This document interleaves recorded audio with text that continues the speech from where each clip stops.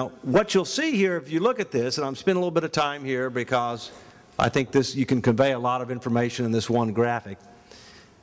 The all-time high of debt to GDP was 122%. That was at the end of World War II.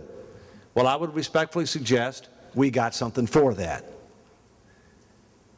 We avoided attack on our mainland. We defeated the Axis powers.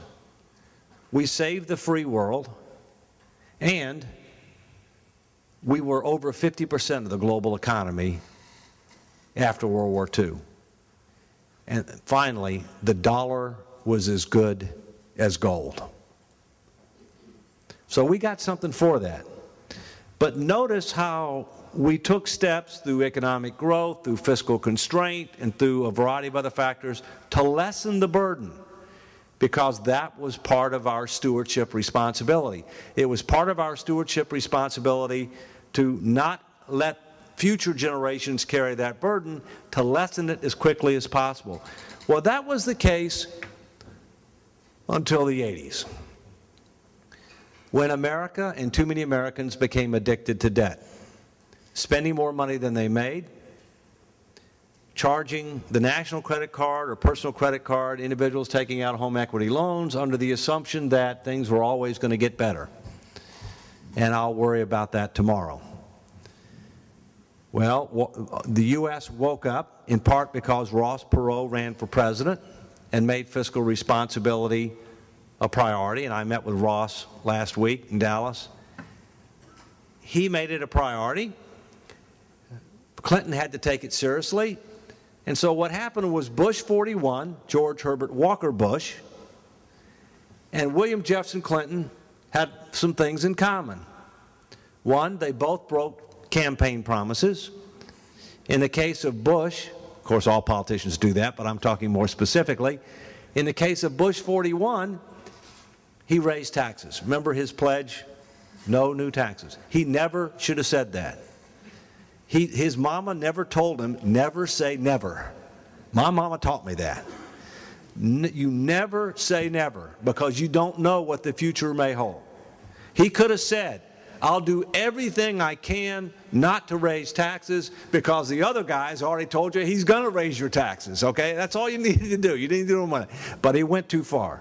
In the case of William Jefferson Clinton, he broke a campaign promise on taxes. He said he was going to give a middle-class tax cut, and he didn't, because when he saw the books, they bled red. And so he didn't do it. They also did some other things in common. They both supported tough statutory budget controls that constrained spending, that didn't allow you to make new tax cuts or expand entitlement programs unless they were paid for, offset in some ways, all right? They also didn't expand entitlement promises. So they did a number of things in common, and so they both deserve a lot of credit. By the way, they both paid a political price. Bush didn't get reelected, and Clinton lost the House.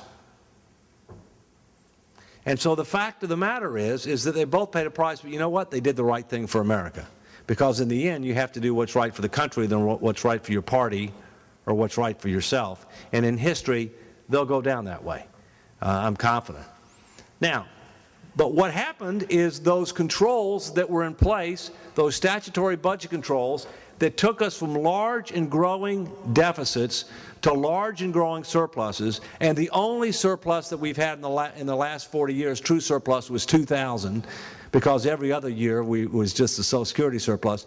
2000 was the only year that we had a real surplus, where we had an operating surplus.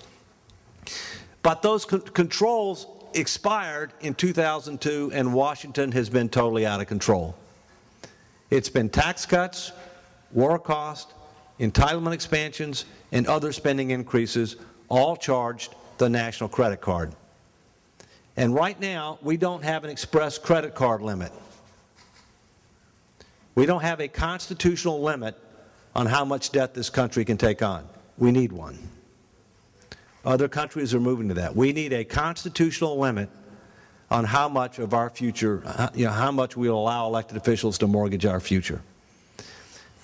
We actually do have a credit card limit right now, The Chinese just haven't told us what it is yet.